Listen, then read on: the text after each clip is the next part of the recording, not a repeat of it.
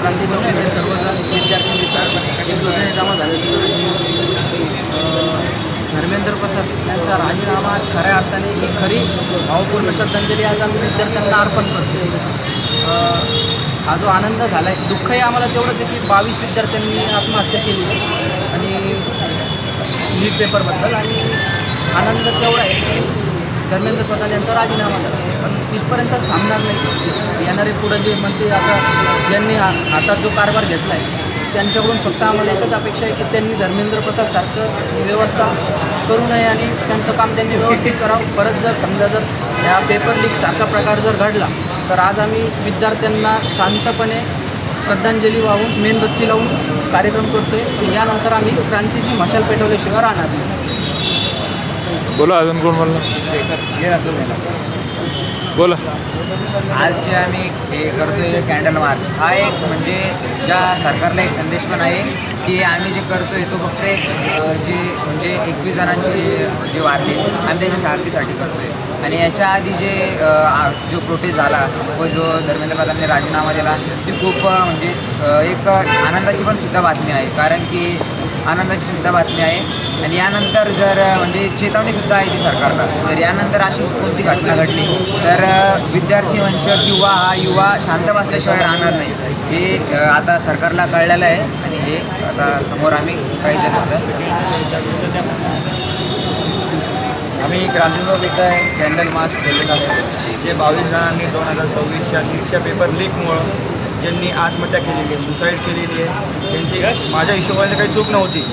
यात चूक होती गव्हर्नमेंटची. जर त्यांनी एक अकाउंटेबिलिटी दिली असती, एक काय म्हणतो रूल्सनी चालले असते तुम्ही सरकारने, तर यांचे सुसाईड नसते झाले. आता आमची इथेच मागणी आहे की गव्हर्नमेंटनी आता प्रॉपर वेनी चालायला पाहिजे, सगळे रूल्स वगैरे फॉलो करायला पाहिजे. जे असे काही लीक्स आहेत सरकारच्या पूर्ण ह्याच्यामध्ये सिस्टीममध्ये ते आता नाही व्हायला पाहिजे. आता नवीन एज्युकेशन मिनिस्टर आले आहेत, त्यांच्याकडनं आमची अपेक्षा आहे की असं परत नाही व्हायला पाहिजे. आणि आता हे जे 22 स्टुडंटनी आत्महत्या केलं आहे, आता त्यांना तर आपण परत नाही आणू शकत. त्यांना कॉम्पोजिशन देत आहे 1 कोटी रुपयाचं, पण ते देऊन आता काही मतलब पण नाही आहे. एकदा जर स्टुडंट गेला, एक मुलगा गेला, मुलगी गेली, तर ते दुःख पूर्ण फॅमिली लाईफ टाईम असणार आहे. आणि हे जर ते ॲक्सिडेंट असतं, ते नॅचरल डेथ असतं तर वेगळं असतं. ते सुसाईड आहे ते पण एक एज्युकेशनच्या एक पेपरमुळं, एक नीट पेपरमुळं जो लीक झाला. तर आता परत ह्याच्या पुढं नाही व्हायला पाहिजे असं लीक वगैरे.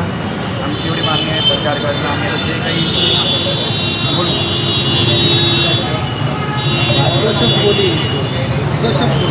देखिए, मेरा जो ये कहना है सरकार से वो यही है कि सरकार ने अपनी अकाउंटेबिलिटी और रिस्पॉन्सिबिलिटी दिखाना बहुत ज़रूरी है.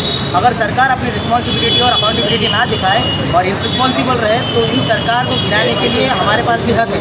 तो अगर ऐसे और भी बच्चों की अगर जाने जाएंगी और इन बच्चों की अगर तुम कदर नहीं करोगे तो मेरी सरकार से एक ही विनती है, वो अपनी कुर्सी छोड़ देगी. क्योंकि आपकी कुर्सी के नीचे ऐसा लग रहा है फेविकॉल लग गया है और आप उठ नहीं पा रहे. उठिए और आप निकल जाइए, क्योंकि हम इस डेमोक्रेटिक कंट्री में डेमोक्रेसी ही चाहते हैं, ना कि कोई तानाशाही और कैपिटलिज्म. तो मेरा यही कहना होगा, सरकार को अपनी रिस्पॉन्सिबिलिटी रखनी चाहिए, अकाउंटेबिलिटी रखनी चाहिए. अगर आप नहीं रख सकते जाइए. लेकिन जो 12 सालों में नहीं हुआ वो स्टूडेंट लोगों ने कर दिखाया, उस पर क्या कहना है? जो 12 साल में अगर सोशल मीडिया अगर पहले के टाइम पे रहता तो तब भी बहुत सारी क्रांति हो सकती है. Social media one of the most important source जिसके कारण यहाँ पर क्रांति की तरह एक